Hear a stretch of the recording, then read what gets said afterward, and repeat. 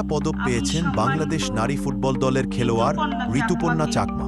মঙ্গলবার রাজধানী ওসমানী স্মৃতি মিলনায়তনে প্রধান উপদেষ্টা অধ্যাপক মোহাম্মদ ইউনুসের হাত থেকে এ পুরস্কার গ্রহণ করেন তিনি।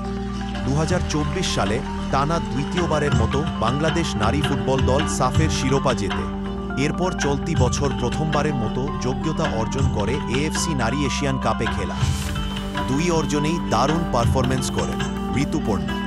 তাকে নারী জাগরণ ক্রীড়া বিভাগে পুরস্কার জন্য নির্বাচিত করা হয়। পদক পেয়ে নিজের অনুভূতি জানাতে গিয়ে ঋতুপর্ণা বলেছেন, যে কোনো পুরস্কার বা সম্মান না আমার জন্য অনেক বড় বিষয়।